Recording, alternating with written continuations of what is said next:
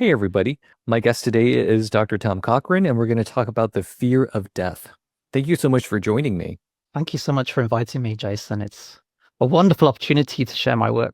So, I'm really looking forward to hearing your thoughts about this because the fear of death is something that I suffer from, and I've thought about it for many years. So, I want to hear about your paper. What was the argument in your paper?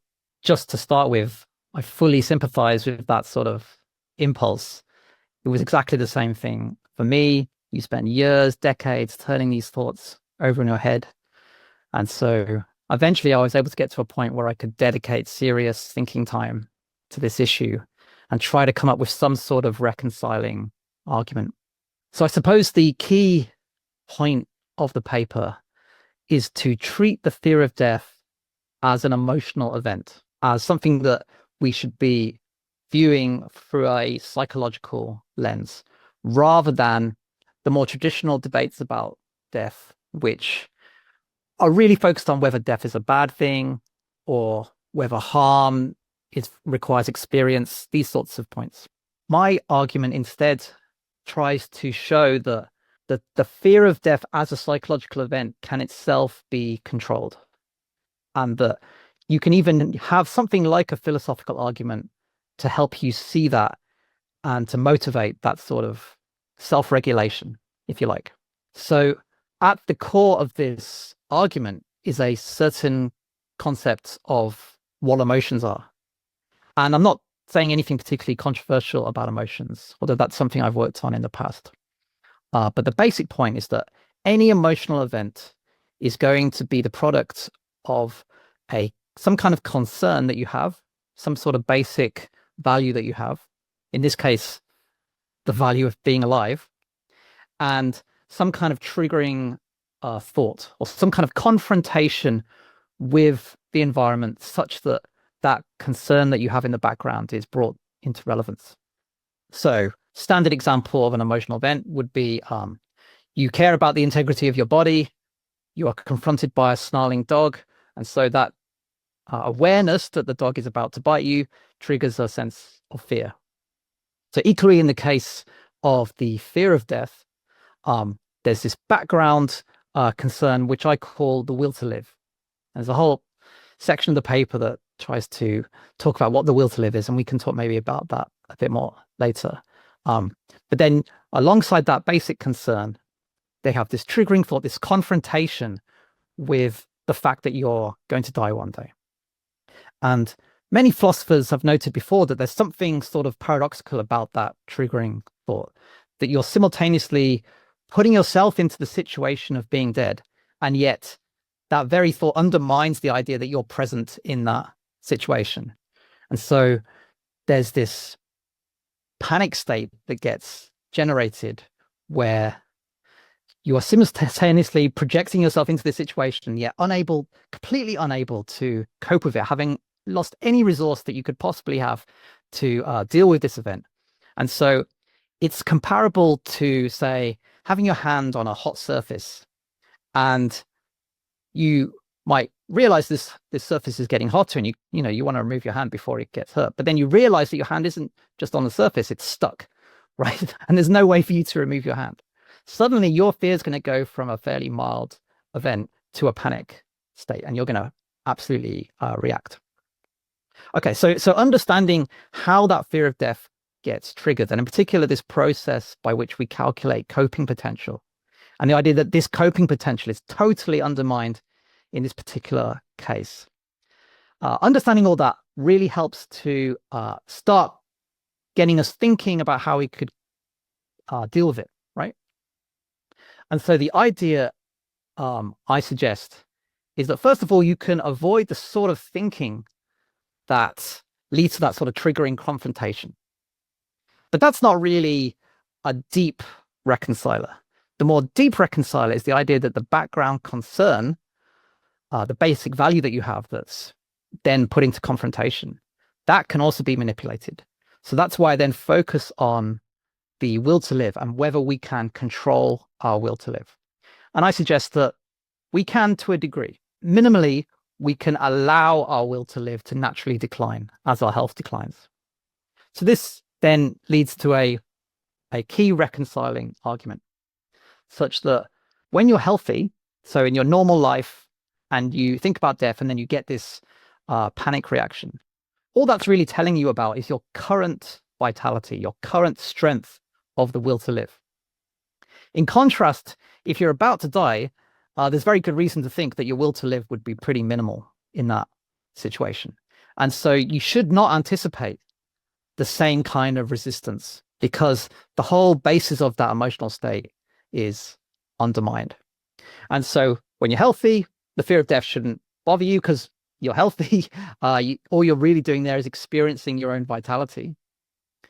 And when you're about to die, the fear of death also shouldn't trouble you because you will lack this basic concern or value that triggers the fear. So the idea is that either way, we need not fear death. And that's the argument in a nutshell. Interesting. There was a lot there. I want to take some time to unpack that. Yeah, for Although sure. first I want to say that I appreciate the self-help goal of the paper. The vast majority of philosophy papers aren't really about self-help. They're not really even about living a good life, I would say. Right? I would say they're Yeah. about puzzle solving, intellectual puzzle solving. And so it was a breath of fresh air when I read your article. I was like, yeah, like I feel like there's great value in trying to figure out how to reduce our, existential suffering, right? And I feel like the fear of death has got to be one of the most common ones. And so I really appreciate that. The other is that I agree with this description of like this panic fear. I think it is truly describes what I feel. The metaphor that I use to describe my fear is that I am kayaking on this river, okay? And the Okay. current is taking me to this waterfall, and I cannot I can't go backwards, right? No matter Mm. how hard I paddle, I am gonna go Yeah. over that waterfall. There may be certain things that I can do to slow down, right? Like maybe Mm. eat healthier and exercise, right? But eventually we're all going to be taken down by this waterfall. And Right. that gives me some sort of panic fear. I can't do anything about it. I can't escape its pull, you know. Yeah. I So use a similar analogy in the paper. I describe how it just feels like you're a rat in a cage and that cage is going off the Niagara Falls. yeah, yeah, I think it's absolutely true. I also thought was interesting was the will to live, right? I Mhm. think it also sounds right to me. I fear death because I want to continue living, right? Mhm. Because I think that there are good things to experience in my life. That I am a deprivationist, like that is the literature that I'm more familiar Mm. with. So I do think death is bad for me. And what I like that you do is separate the kind of the harm question from what do we do about the fear question, right? Yeah. I like Yeah. that. I like that, right? Because you can just, whatever you think about the harm aspect, people do have a fear of death and it's a common fear. And we don't want people to just Yeah. experience this fear. So what do we do? So I know I do like that. Yeah, for sure. I mean, I more or less take on board the deprivationist account of the badness of death. It just seems quite intuitive that to the extent that you want to live, you want to experience things, it's bad to lose all that. Um, I just get a bit impatient when philosophers will, analyze all that very carefully and they'll try to unpack, what exactly does deprivation mean? Like, how can it be possible if you don't exist and all that? I just get a bit, yeah, frustrated that they're getting distracted by all that sort of difficult theoretical issues and losing sight of the main point, which is that, okay, how do you live a better life in the face of that prospect? Yeah, no, I completely agree. The other aspect that I wanted to unpack a little bit was uh this point about your will to live weakening over time. I think that makes sense. Mm. I think it's intuitive to most people because, sometimes you'll maybe watch a movie or you have discussions with people who are very old, right? And, some of them will say, like I'm ready to go, like I'm experiencing health problem after health problem and, Yeah, I'm just ready, you know? And of course, yeah, I'm relatively young in comparison. And so I don't have that mindset, right? I'm not ready because my life is still pretty good, right? And I yeah, expect it to be yeah. pretty good in the foreseeable future. So my will to live is just that much stronger. But it does give me comfort to know that my will to live will naturally decline as my health declines. Hopefully. I mean, I think it's equally possible to fear the decline of your will to live. Um, the idea that you could lose that desire also can trigger something like a panic reaction. But that's somewhat inevitable. I mean, one of the points in the paper is that there's a sort of there's a way in which the fear to death can really affect our thinking processes, such that whatever reconciling argument you offer, the fear to death just turns it around and says, well, actually, that's a terrible thing, right? Okay, well, so I'm not going to exist to experience the harm. Yeah, but that's terrible. Or you have no control of it. Yes, but that's terrible. So equally in this case, the fear of death can turn it around and say, oh, you're going to lose your will to live. Well, that's also a terrible thing. Um, and so because of this way that the emotion has this deep influence over our thinking, you start to gradually realize, well, it's this emotion thing I have to more directly tackle before it gets to the reasoning stage in a certain sense. That there has to be sort of a more direct influence that you have over your background emotional states. Yeah, and I think I find it ultimately hard to do because I think death is bad for me. You know, Right. like it So you that have is the the ultimate. conviction that, Yeah, right. Like I yeah, really do believe I've read the arguments and I'm convinced. I think the deprivationists have it correct. I'm like, okay, well, death is bad for me. Now, what do I do with that? You know, like I do have the will to live, and so obviously there's going to be some tension there. And I think like well, even I this, don't fully agree, but go yeah, on. okay. I don't think, So, I think it's relative to some extent. well, what do you mean it's relative? I think the badness of death does rely very much on your desire to keep living, right? That seems to be a point of agreement. So I think it is quite possible to say, okay, I've done everything I want to do, such that there will come a point where it's no longer bad for me to die. So if you have unfinished projects, if you have really strong reasons that you think, oh, this thing I really need to achieve, or this relationship I really need to preserve, then of course, yeah, death's going to be bad in that situation. But it is possible to get ourselves to a point where you think, okay, I'm no longer bothered by the prospect of death, because um, I've shaped my desires to fit my natural lifespan. So I think it is possible to get to that point. Yeah, yeah, no, I would Okay. agree with you. And I feel like there are multiple avenues to that endpoint, right? And like what you just described is the positive, healthy way to reach that state. Whereas Yeah. the other example that you used in your paper of, Viktor Frankl describing, the concentration camps and some people just losing Yeah. the will to live, like that's the really terrible route to end up in that state. But Yeah. yeah, no, I agree with you. I think the one thing that still scares me is that death can come at any moment. So while I can accept that my will to live will weaken over time, it's still like this the uncontrollable aspect that death will just come calling for me like tomorrow or something like that. Yeah. That still Yeah. makes me afraid. Yeah. And I think that's in some sense inevitable. So one point that often gets made here is that there's something good about your fear of death, right? It gets you to protect yourself from harms. It gets you to, avoid extremely risky situations where death could come at such an instant, right? More generally, there's always a degree of contingency about this sort of reconciliation that it's all things going well. You'll get the opportunity to have this nice slow decline such that you reach this point of readiness. But we can't expect, I don't think we even really should expect that we can guarantee 100% that everything's going to go great for us and you know, the way our attitude towards life is going to gradually decline in this way. So that's just, the human condition, right? That we have to live with this constant sense of contingency. How much do you think acceptance plays into this? Because, like I've spoken to my mom about, death before, and, I've told her about, my fear of death. And her response is like, well, I mean, it's just part of life. Like she just Yes. has this attitude that she's accepted that she's going to die one day, Yeah. whereas I'm just like Yeah. shaking. Yeah.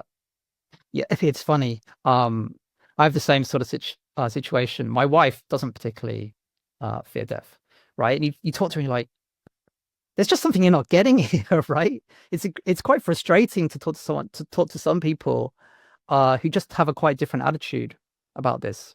I mean, it does very clearly demonstrate that the fear of death is not at all required, that people can have all sorts of attitudes about this thing. Um, so in that sense, I do take myself to be talking more to those people who are particularly sensitive to this fear. But yeah, there's something like, will they change their minds when they get closer to death? Like, will they realize, oh, now I get why you were scared all that time? And you're like, yeah, vindication, right? But on the other hand, you're like, well, no, strictly speaking, yes, you are right. You ought to be the sort of person who is in this, who does have this kind of sense of acceptance. I will say that having gone through the process of taking this deep dive into this fear, I do feel like I'm at a point where I accept it much more than I ever did. And where in the past I might have been thinking about it every day and constantly having these intense emotional events. And I would take a diary of every single time that this happened as well. I've just noticed that this has declined over time. And then I don't tend to have these panic experiences that I used to have. In that sense, I do think my life has improved as a result of kind of going through the philosophical process. I might be deluding myself. I might be just, I might have gotten myself into this point where I feel like I'm accepting things, and perhaps it's not as secure as I think it is. But it does seem to work. That's that's I think as good as I can manage at the time being. I wonder if there's any empirical data on this to show the relationship between age and fear of death, you know? Because part of me Yeah. thinks that the older you get, the more you would fear death because death is closer and closer, right? You're Mhm. getting closer to the waterfall. Like if I knew that, I would be like, oh my God, oh my God, oh my God, this is it, this is it. I got to say Yeah. my goodbyes. Yeah. But your health also declines as you age. So I feel like they're like two countering forces that I don't know like which would win at the end. I guess according to the evidence, people do lose their will to live, and perhaps that dominates. Perhaps that actually represses their fear of death. I don't think there's clear evidence that I've seen about a general trend over the entire course of life. The evidence that you see of people rating their will to live tends to be when they're already very close, when they're already in hospice care, for example, uh, or in the oldest of old age. That's where you tend to see the data on this. It would be extremely interesting to see a more general study of this. But it's all fairly recent stuff. It's only in the last 20 or so years that people have even been trying to measure it. But I think it is quite plausible that people do gradually come to some sort of acceptance. But yeah, it's absolutely empirical claim that would require some sort of empirical verification. I think the first time that I thought about death was maybe when I was 8, maybe. I was quite young, and I remember just like lying in my bed crying because I was so scared of just like non-existing anymore. And it was Yeah. just random. Like, well, I'm not even sure what triggered that event, you know? And then for like years, I didn't really think about it. And it wasn't until I became maybe an adult where I really thought more about it, you know? Mhm. And I feel like the more I get injured, the Yep. more I feel my age, the more I think Yep. about it because it's like, oh, getting closer to that waterfall, you know? And I Yep. also feel like there are like certain events in life, other than just like your aging, that affects your, I guess, like your fear of death. So I grew up with my great grandma and my grandma and my parents. Okay, so they're Yep. like three generations in one house. My great grandma died when I was in college, right? And so I'm Okay. like one generation closer to death. My grandma died when I was in grad school, right? Mm. So I'm just one more, and then my parents are pretty old now, and then pretty soon there's just no buffer between me and death, right? Yeah. Even if all goes well, there's pretty soon is I'm next, and I can't do anything about it, Yeah. you know? Um, yeah, absolutely. And anytime death becomes present to you, it's it's clear that that's going to stimulate thoughts. Like you, in my early childhood, I caught this sort of sense of this fear. Um, I can actually narrow it down to the watching of a particular version of the Titanic film. and seeing all these people like helplessly kind of waving their arms in the water, right? Just suddenly hit me like that. Um, but then yeah, as you say, like can sort of get submerged again. But then what happened to me a couple of years later is that my house got burned down. And that suddenly, like, I think just generated a great sense of insecurity in my life that led to this much more intense kind of sense of that vulnerability, I think. And then that more or less persisted right through the rest of my childhood and my adulthood. So yeah, for sure. I mean, I think people have varying experiences of their contingency or varying experiences of their vulnerability. If someone close to you dies or there's some kind of traumatic experience, that absolutely starts to bring this stuff home to you. And, we try to shield children from this, right? You know, I have children now, and I've always been sort of watchful whether they would develop the same kind of sense of vulnerability that I had. So obviously my kids, when they were pretty young, were thought about death and raised this as an issue.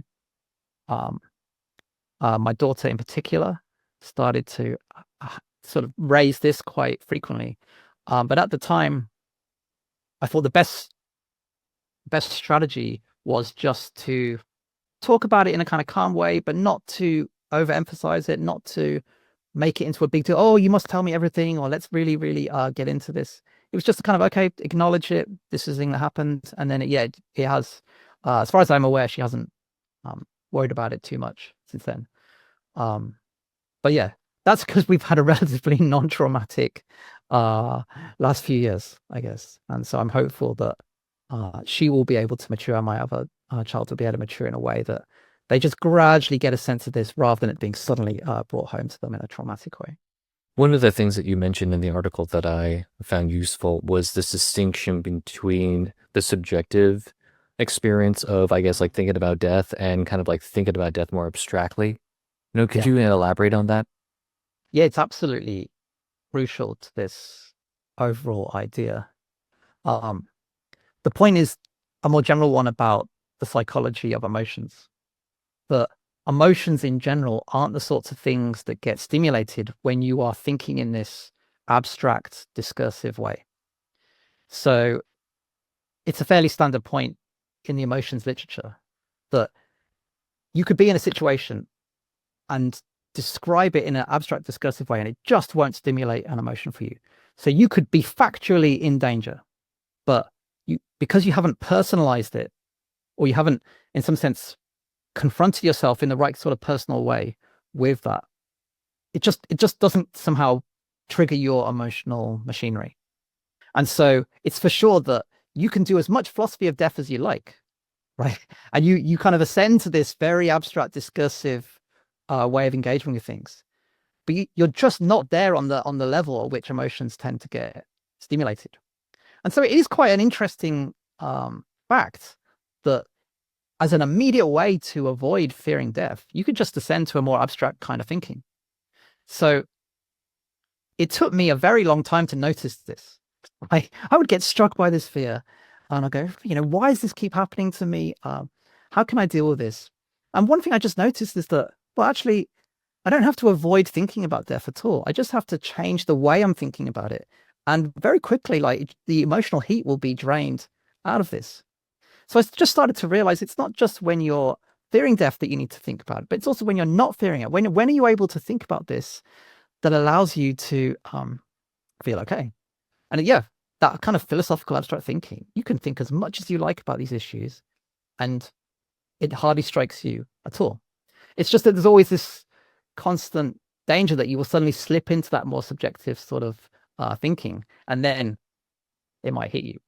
But even when I have a very kind of wide base of experience now of what it's like to gradually transition between these kinds of thinking.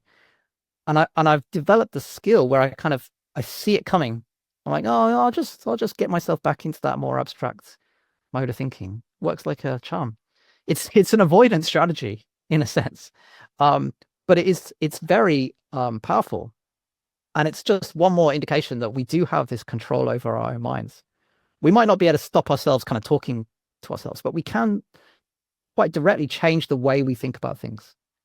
And that does have a really immediate therapeutic benefit.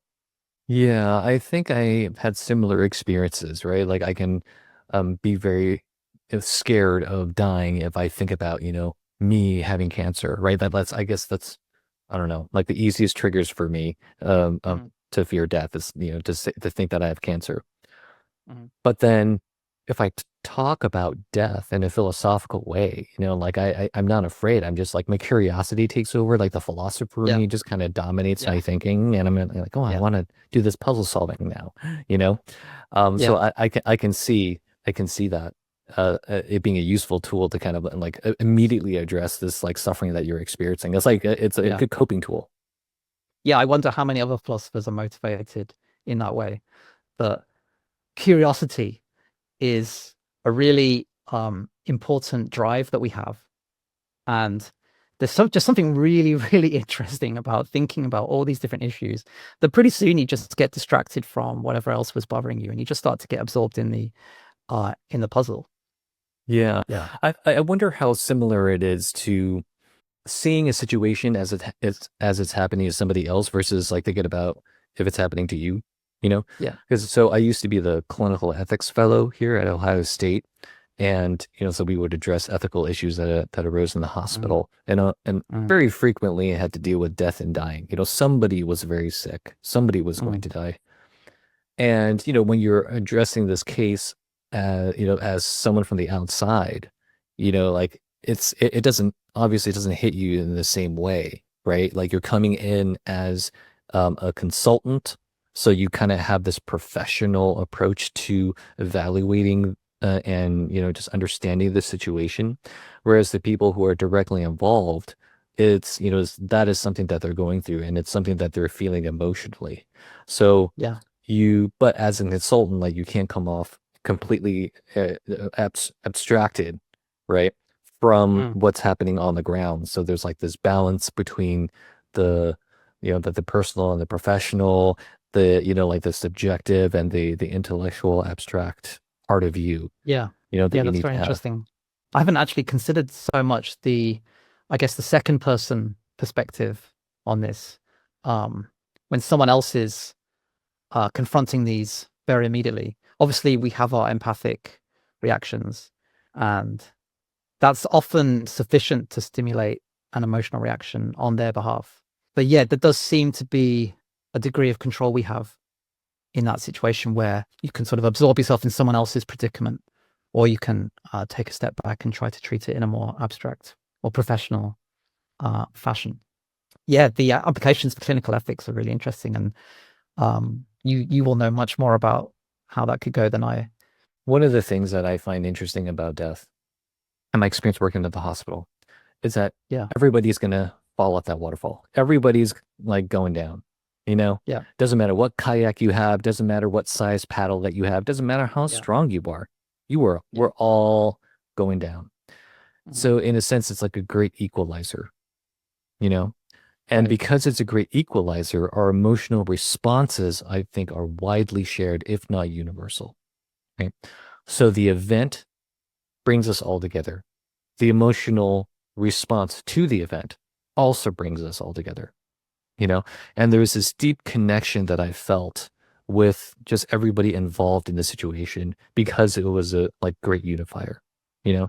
So Yeah, for instance, interesting. like, like if I went to go see a patient, like I didn't really care about their politics, like that just didn't matter at all. The only thing that mattered is that they were suffering, you Yeah, know, and that, they were dying and that and they knew it. It didn't matter who they voted for, right? And I also feel this bond with the family members who are also upset and frustrated and afraid, right? These are all common experiences that we have. it reminds me of this issue that Shelley Kagan talks about in his lectures on death. He has this famous Yale course online, and he says, there's this common misconception that we inevitably die alone. He says it's just not true, right? I mean, death can be as social as any other event in a person's life, and what you say really resonates with that, that it really does bring people together. I mean, even though there may only be one person dying in that particular situation, everyone has this opportunity to come together and to mutually acknowledge the facts of life. Yeah. I wonder if there are any positives to like anything that's worth saving about the fear of death, right? Like I can Mhm. understand that it can be advantageous, like maybe it would prevent you from taking unnecessary and unreasonable risks, Yeah. right? I mean, the practical implications of that I think are clear. But do you think there's like anything else within like the fear or what the fear generates that you think is worthy of, like keeping? Yeah. Interesting question. It would connect to more general issues about morality or ethics. You might say that certain conceptions of ethics would want to stimulate that sense of community or that sense of mutual sympathy, and that this particular fear might be a tool for that. Um, so if you kind of come at ethics with that sort of perspective, perhaps that's sort of a care-based ethics, perhaps. Um, you could certainly say, yeah, there's a good reason uh, for us to have these communal experiences where we recognize facts of death and we confront this together because it helps to strengthen our community. So yeah, I think there's definite potential there. And it's obvious that we have these major events to commemorate when someone dies. So just in the last week, we've seen the Pope die, and it's this huge event, worldwide event that's dominating the newspapers. And you could say everyone attending that event and those watching it on television are equally involved in this grand, mysterious fact. And yeah, I think that does have real community benefits. The way that I was approaching your article, right, was that okay, I hate being afraid of death. I don't want to experience this negative emotion, right? Yeah, Let's not do that. Give me the yeah, solution, you know. yeah, But perhaps another way of doing it is seeing death as something meaningful, right? Like there's meaning in life discussions, but perhaps we yeah, can talk about meaning in death or meaning of death, right? Do you think that there is a possibility there for people to just reconsider the nature of death such that they embrace it, not just tolerate it or accept it, yeah, but embrace it? yeah. There is a whole tradition that argues that death is required for life to have meaning. That goes right back to people like Lucretius. And Martha Nussbaum has quite a famous discussion of this. I very briefly reference it and don't give it much time, to be honest. But I do think that once you get to the point of a basic sort of tolerance, or you find yourself able to manage this event psychologically, it does open you up to those other broader sorts of considerations, such that you may be more open now to thinking, yeah, actually, um, it is in a sense good that my life doesn't just stretch out endlessly and pointlessly, that it has a certain shape to it. Um, that having limits or a certain contour to your life gives you something to work with, gives you something like, okay, I'm gonna, given the constraints that I have, what can I do with those constraints? What can be achieved within the boundaries of my life? Where you might think lacking those constraints or lacking that contour to your life um, would in some sense be bad for us. I mean, I'm fairly open to that. I mean, I'm fairly open to the idea that immortality would be bad. I don't have a very settled view in it because I kind of think, well, I'm immortal, so what's the point? I tend to think it would be great to have a much, much longer life. It would be great to have a kind of voluntary control over death, such that should, I've lived a billion years, but okay, yeah, now I've done enough, right? But yeah, I can definitely see that there's a point to this thing being finite. My Yeah, position is just is on that. yours. Like I would rather live a very long life and then just be able to choose when to die. If I'm just really that bored and I really don't see any more point to continue to live, and that at that point I would choose to die. I want to be in that situation. Yeah. I mean, as I say, if you can shape your goals and desires so that they really fit a natural lifespan, you may not even want to live much longer than what's currently offered to you. So, I have certain life goals. There's certain books I want to write. Um, and I sometimes think to myself, well, once I do that, I'm kind of good, right? I'm more or less done. Right. I'm not sure how much that you could test that and say, well, really, wouldn't it be nice to write another book? Or wouldn't it be nice to see your great great great grandchildren or something like that? I'm like, maybe. Um, but I have, gradually psychologically adjusted to such an extent that I'm like, yeah, if I lived in even another 100 years, maybe do I really need that? Maybe I can say everything I need to say, well within a normal lifespan. Yeah, I can see somebody easily falling into that trap of just kind of getting more goals and desires and just acquiring these things for whatever reason. I find that to be dangerous. And related to that, I remember when I was in grad school, I explicitly gave myself the goal to publish before I turned 30. That was a Okay. mistake. I should not have done that, right? Because You I set a did time not do, limit.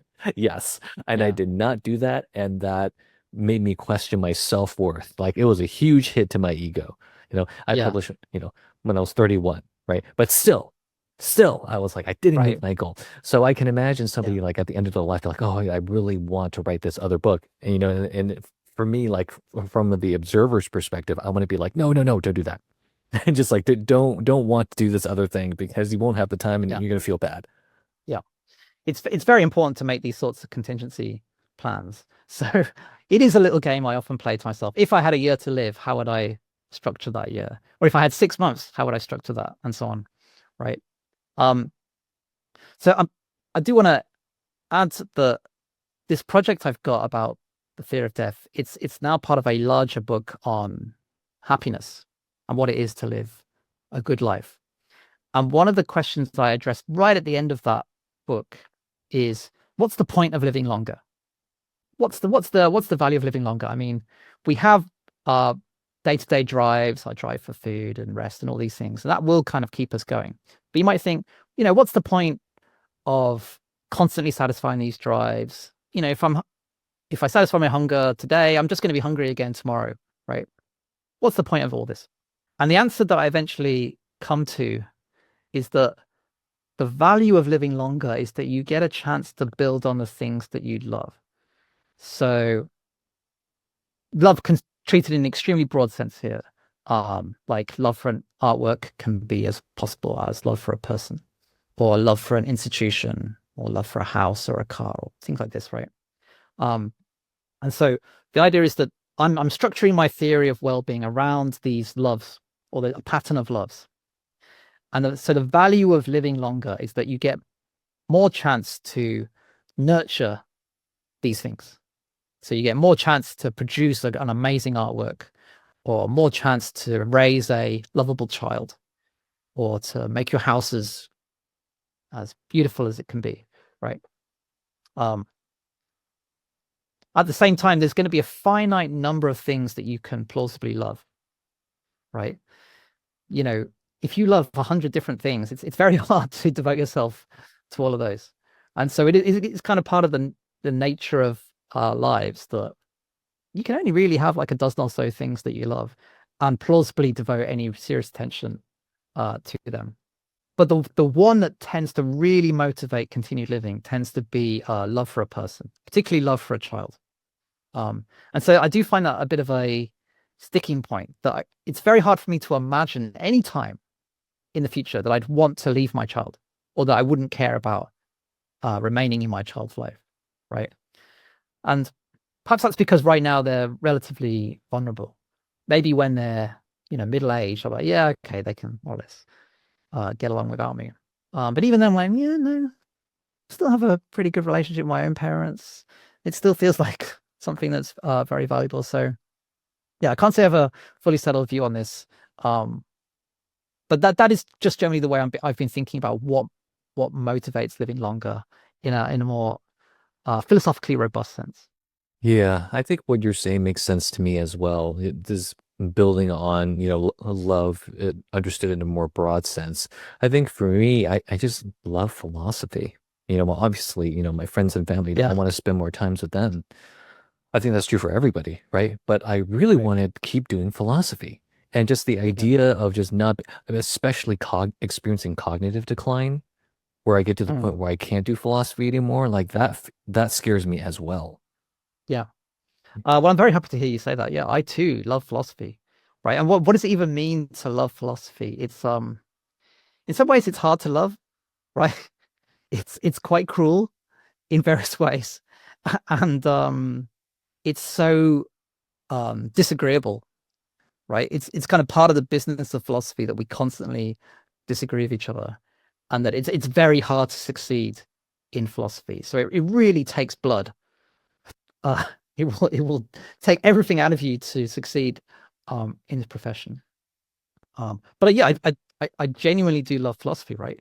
And I wonder what does it mean to be successful in that love, right? It's true that um, there's a limit to how much I could contribute to it. And you would hope that you get to say at least one important thing. You get to say something that has an impact on the profession. And other than that, you just get to appreciate what this grand tradition that's existed for thousands of years, and that sees all these people from all these different nations uh, contribute their best efforts. Yeah, I do think about that quite a lot. Yeah, I think it's easier for people to fear death because they just like living, you know? That's why I Yeah. find the project of trying to find meaning or the goodness in death to be quite valuable because I think it may be necessary to address this fear component. As long as I think death is bad for me, I'm going to be afraid of it. I mean, it, even if my life becomes so bad because I'm dying of cancer and I just, everything just sucks, right? Mhm. Where I'm experiencing negative well-being. And so at that point, death would be good for me. I think there was a part of me that would still be afraid because there would Yeah. just be nothing, right? There's perhaps a relief, but I want to experience that relief. So it's just like the route to death being good for me seems so bad if I just let my life go the way that it would normally go, right? A more Mm. appealing alternative is to actually have the belief that death can be like positive and meaningful, you know? And it's hard for me to see it Yeah. that way, right? But Yeah. perhaps you could see your death as playing a part in some grander scheme, you know? I think, yeah, this does kind of relate to the idea that the value of living longer is to contribute to the things that you love. That it is definitely a reconciler for death, that the things you love can persist beyond your death, right? So you wrote us some great book, or you left behind some people. Um, those things remain lovable after you die. And so I would resist I would resist even trying to really say that death is good. I would just say that it can be reconciled. You can kind of see yourself and you can say, yeah, it's kind of, I can see kind of taking a step back. I can look at myself and go, okay, yeah, this person, Tom Cochrane, has a certain value, and it's good that this person had this certain kind of life and had this certain kind of character, something like that, right? So self-love, you might think, requires that I come across as a certain package, if you like. I'm sort of unified in a certain way. Um, But beyond that, okay, so there's the value of that thing, and that thing is finite. But there's all these other things that their value doesn't rely on the existence of this person, right? So the value of certain other people, or the value of certain artifacts or traditions, and all of that. So yeah, so just to emphasize, yeah, that I'm not really aiming at a point where I want to say that death is good. I think having a life with a certain shape, that's good, but I take that to be quite independent of saying that death itself is good, if you know what I mean. Yeah, yeah. So Neil deGrasse Tyson has talked a little bit about death before, and the way that he kind of views it is from this like astrophysicist perspective, right? It's like the Mm. atoms that make up me, they came from the guts of stars, and Yeah, so when I look up into the night sky, I feel big, I don't feel small, right? yeah. Like you're just part of the universe. And I feel like some people have that type of approach to thinking about who they are and how they connect to everybody else. And so maybe that they have this mentality of, when I die, I'm just returning to from, from where I came from, I'm just going to be part of this universe. My energy is, it can't be Yeah, destroyed. It's just going to be, yeah, transformed, right? yeah, And that sounds beautiful to me, you know, but I'm not there psychologically. yeah. There's a real danger that that sort of thinking is just fantasizing about panpsychism, right? Uh, you're you're taking along, the idea that it's somehow you're going to rejoin or merge once more with the universe. It's only really good, perhaps, because you're imagining in some sense awareness in that situation, or the universal awareness is somehow still persisting in that situation. That's why I associate it with a kind of desire for panpsychism. I think the thought behind it, though, is still a legitimate thought. The idea that we can aesthetically appreciate the universe and say, this is a fantastic, wonderful, magnificent universe.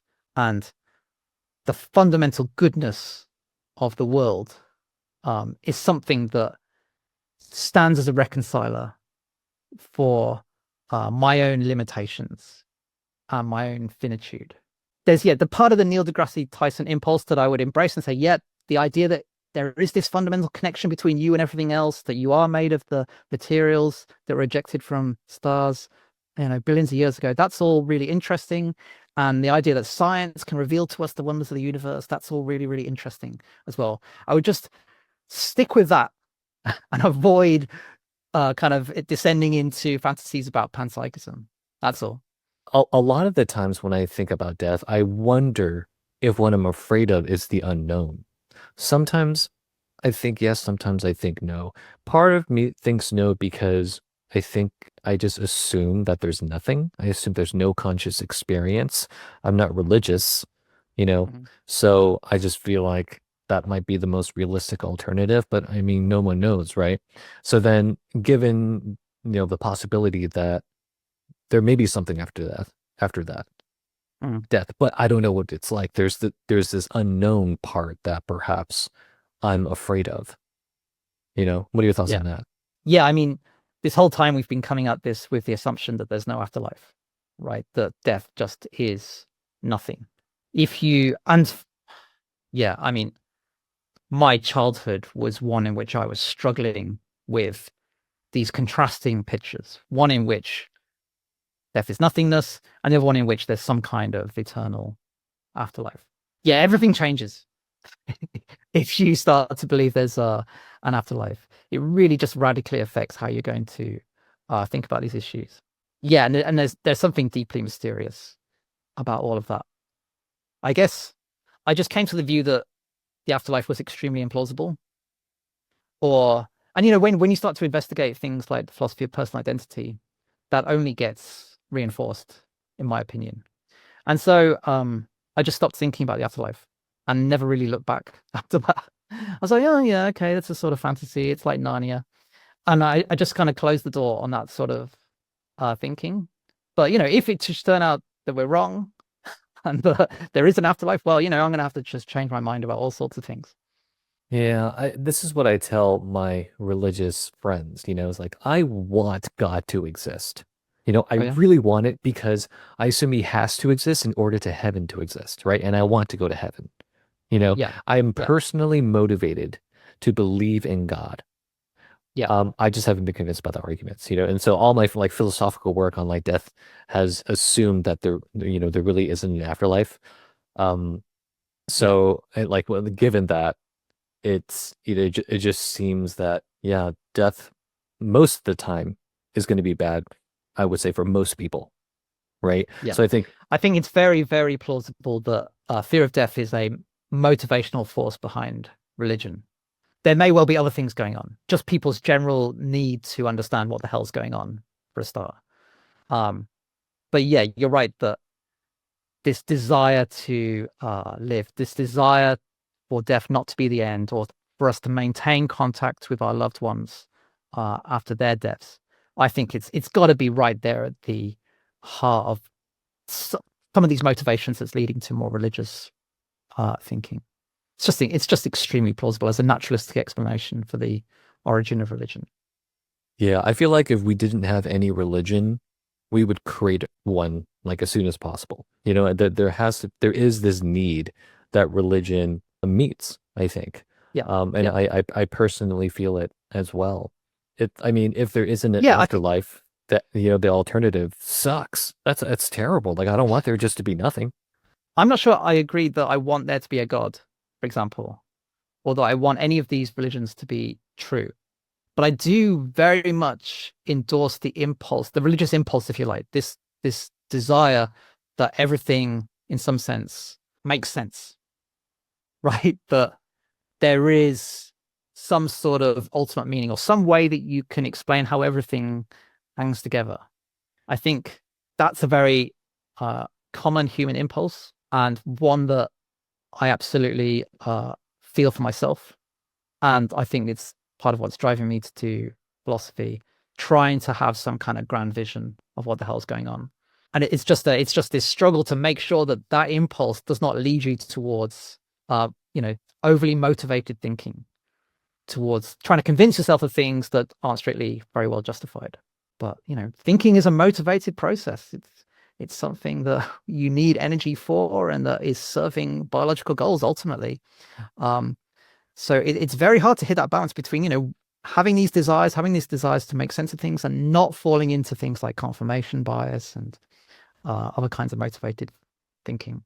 I'm glad that you mentioned that your goal is to try to, construct this maybe overarching view of maybe the human condition or something. Because Yeah. I find that to be desirable as well. I think I'm pretty pessimistic about the achievableness of that. Like Really? I almost feel like there is nothing that I don't know if you're atheist or not, but or if you identify as atheist, but I don't think that there's anything that atheism can offer that comes even close to religion, right? It can't answer these fundamental questions that humans want answers to, right? Religion can tell you, where we're from, how to live, and where we're going. Atheism, I don't think really can do that. I mean, I think you could come up with something within the atheist framework. I don't think it would be as coherent, and because of that, I don't think it would be attractive to the vast majority of people. There is certainly something to that, that this impulse that leads us into philosophy is fairly rarefied. That the kind of satisfactions you might get from a coherent philosophical worldview isn't going to be attractive to most people. Most people just like a nice story. Having said that, I think we should be more demanding. We should be like, no, it's not good enough just to live by fairy stories. We want something that's, rationally justifiable. And there are versions of religious thinking that equally take that view, right? So natural theology is this idea that all this can be rationally justified. So to that extent, I endorse what they're doing. You say that it'll never be as satisfying as a religion. I'm not sure about that. It's certainly a project of mine to come up with something. I just feel like it's fundamentally unsatisfying to have those religious myths. As I mentioned the Narnia stories earlier. That is precisely my attitude towards Christianity. It's you read the last battle, the last of the Narnia stories, right? And they go to heaven at the end of that.